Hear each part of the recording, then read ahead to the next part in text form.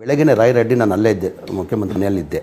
ರಾಯರೆಡ್ಡಿ ಅವರು ಹೇಳ್ತಾಯಿದ್ರು, ಸರ್ ಒಂದು ಗ್ಲೂಕೋಸ್ ಇಟ್ಟಿರಿ, ಎಳ್ಳೀರು ನೀರು ಇಟ್ಟಿರಿ, ಎಮರ್ಜೆನ್ಸಿಗೆ ಬೇಕಾಗ್ತದೆ ಅಂತ. ನಾನು ಅದೇ ಕೂತ್ಕೊಂಡು ವಾಚ್ ಮಾಡ್ತಾಯಿದ್ದೆ. ಸಾಹೇಬ್ರು ಎಳ್ಳೀರು ಕುಡಿತಾರ, ಗ್ಲೂಕೋಸ್ ಕುಡಿತಾರ, ಇಲ್ಲ ನೀರು ಕುಡಿತಾರ. ನೀನು ನಂಬ್ತಿರೋ ಬಿಡ್ತಾರೋ ಒಂದು ತುಟ್ಟು ನೀರು ಕುಡ್ದಿಲ್ಲ. ಅದು ಗಾಡ್ ಗಿಫ್ಟ್ ಅಂತ ಹೇಳ್ಬೋದು.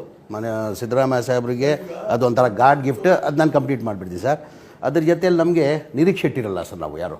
ಇದು 5 ಗ್ಯಾರಂಟಿಯಿಂದ 52,000 ರೂಪಾಯಿ ಕೋಟಿ, 5 ಗ್ಯಾರಂಟಿಗೆ 52,000 ಕೋಟಿ ಮೇಲೆ ಜಾಸ್ತಿ ಆಗ್ತದೆ. ಅದರಿಂದ ನಮ್ಮ ಕಡೆಯಿಂದ ನಾವು ಪ್ರಪೋಸಲ್ ಕೊಟ್ಟಿದ್ವಿ ಸರ್. ನಾವು ಸರ್ ಜಾಸ್ತಿ ಆದ್ಯತೆ ನಮಗೂ ಅರ್ಥ ಆಗ್ತದೆ, ಕಷ್ಟ ಇರೋದು, ತಾವು ಜಾಸ್ತಿ ಕೊಡೋಕ್ಕಾಗಲ್ಲ, ತಾವು ಎಜುಕೇಷನ್ಗೆ ಸ್ವಲ್ಪ ಜಾಸ್ತಿ ಆದ್ಯತೆ ಕೊಡಬೇಕಂತ ಕೇಳ್ಕೊಂಡ್ವಿ. ನಾವು ಬಜೆಟ್ ಬುಕ್ ನೋಡಾದ್ಮೇಲೆ ನಮಗೆ ಒಂಥರ ಆಶ್ಚರ್ಯ ಆಯಿತು. Only for education purpose Abdul Kalam Azad 100 school ಕೊಟ್ಟಿದ್ದಾರೆ. ಅಂದರೆ ಎಜುಕೇಷನ್ಗೆ ಆದ್ಯತೆ ಕೊಟ್ಟಿದೆ. ಅದ್ರ ಜೊತೆಯಲ್ಲಿ ನಾನು ತಮ್ಮ ಮನೆ ಮುಖ್ಯಮಂತ್ರಿಗಳಿಗೆ ಒಂದು ಪ್ರಶ್ನೆ ಇದೆ ನನಗೆ. ನಾನು ಒಂದು ಪ್ರಪೋಸಲನ್ನು ಇಟ್ಟೆ. ನಾನು ನೋಡಿ ಸರ್, ನಿಮ್ಮ ಕಾಲದಲ್ಲಿ ನೀವು ಸ್ಯಾಂಕ್ಷನ್ ಮಾಡಿರೋದು ಮನೆಗಳು ಸ್ಲಮ್ ಬೋರ್ಡಲ್ಲಿ ಅದು 2015 ಸ್ಯಾಂಕ್ಷನ್ ಮಾಡಿದ್ದು. ಅದಾದಮೇಲೆ ಸಮ್ಮಿಶ್ರ ಸರ್ಕಾರ 5 ಲಕ್ಷ ಇಲ್ಲ ಸರ್, ಹೇಳ್ತೀನಿ, ನಾನು ಕಂಪ್ಲೀಟ್ ಮಾಡ್ತೀನಿ. ಅದಾದಮೇಲೆ 15ರಿಂದ ಸಮ್ಮಿಶ್ರ ಸರ್ಕಾರ ಬಂತು 2018 ಮನೆ ಕುಮಾರಸ್ವಾಮಿ ಅವರು ಮುಖ್ಯಮಂತ್ರಿ ಆದರು. ಅದಾದಮೇಲೆ ಯಡಿಯೂರಪ್ಪ BJP ಸರ್ಕಾರ ಬಂತು, ಯಡಿಯೂರಪ್ಪ ಅವರು ಮುಖ್ಯಮಂತ್ರಿ ಆದರು, ಬಸವರಾಜ ಬೊಮ್ಮಾಯಿ ಅವರು ಮುಖ್ಯಮಂತ್ರಿ ಆದರು. ಒಂದು ಮನೆಯೂ ಸ್ಯಾಂಕ್ಷನ್ ಮಾಡೋಕ್ಕಾಗಲಿಲ್ಲ ಸರ್. ಆಮೇಲೆ ಒಂದು ಮನೆಯೂ ಕೊಡೋಕ್ಕೆ ಸಾಧ್ಯ ಆಗಿಲ್ಲ. ನನ್ನ ಜವಾಬ್ದಾರಿ ಕೊಟ್ಟು ನಾನು ನಿಮ್ಮ ಕ್ಷೇತ್ರಕ್ಕೆಲ್ಲ ಬಂದಿದ್ದಿಲ್ಲ ಸರ್, ತೋರಿಸಿದ್ದೆ.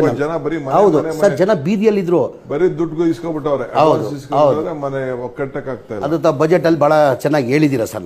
ನೀವು 1,18,000 ಮನೆ ಅಂತ 91,000 ಆ್ಯಕ್ಚುಲಿ ಇದ್ದಿದ್ದು 1,81,000 ಮನೆ. ಇನ್ನೊಂದು ಹಂತದಲ್ಲಿ 61 ಮನೆಗಳು ಕಂಪ್ಲೀಟ್ ಆಗಲಿಲ್ಲ.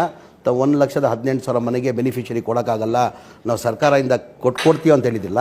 ಇದರಲ್ಲಿ ನಾನು ಮುಖ್ಯಮಂತ್ರಿಗಳಿಗೆ ಪ್ರಶ್ನೆ ನಾನು ಕೇಳಿದೆ, ತಾವು ಬಡವ್ರ ಪರ ಇದ್ದೀರಾ ಅಂತ ನಾನು ಕೇಳಿದೆ. ನಾನು ಕಣ್ಣಾರೆ ಇವತ್ತು ನೋಡಿದ್ದೀನಿ.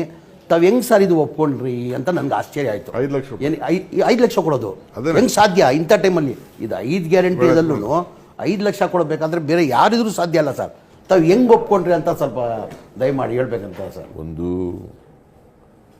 ಬಡವ್ರ ಪರವಾಗಿ ನೀವು ವಕಾಲತ್ತು ಹಾಕಿದ್ರಿ, ಮತ್ತು ಅದು ವಾಸ್ತವಿಕವಾಗಿದ್ದಂಥ ವಿಚಾರ. ಬಡವರು ಯಾರೂ ಕೂಡ 5 ಲಕ್ಷ ರೂಪಾಯಿಗಳನ್ನು ಕೊಡಲಿಕ್ಕೆ ಸಾಧ್ಯ ಆಗಲ್ಲ. ಅದಕ್ಕೆ ನಾನು ಯೋಚನೆ ಮಾಡಿದೆ, ಬಡವರಿಗೆ ಮನೆಗಳನ್ನೇ ಕೊಡೋಕ್ಕಾಗೋದಿಲ್ಲ, ಅವ್ರಿಗೆ 5 ಲಕ್ಷ ಅವರಿಂದ ಕೊಡ್ತೀವಿ ಅಂತ ತಗೋತೀವಿ ಅಂತಂದರೆ ಬಡವ್ರಿಗೆ ಮನೆಯೇ ಕೊಡೋಕ್ಕಾಗಲ್ಲ. ಸೊ ಒಂದು ಮನೆಯೂ ಕೊಡೋಕ್ಕಾಗೋದಿಲ್ಲ ಅಂತೇಳಿ ಯೋಚನೆ ಮಾಡಿ, ಬಡವ್ರಿಗೆ ಮನೆ ಕೊಡಬೇಕಾಗಿರ್ತಕ್ಕಂಥದ್ದು ಸರ್ಕಾರದ ಕರ್ತವ್ಯ, ಜವಾಬ್ದಾರಿ. ಅದಕ್ಕೋಸ್ಕರ ಸರ್ಕಾರನೇ ನಾವು 4 ಲಕ್ಷ ಕೊಡ್ತೀವಿ ಅಂತೇಳಿ ಅದನ್ನು ಯೋಚನೆ ಮಾಡಿ ಅದನ್ನು ಕೊಡ್ತಕ್ಕಂಥ ತೀರ್ಮಾನ ಮಾಡಿದ್ವಿ.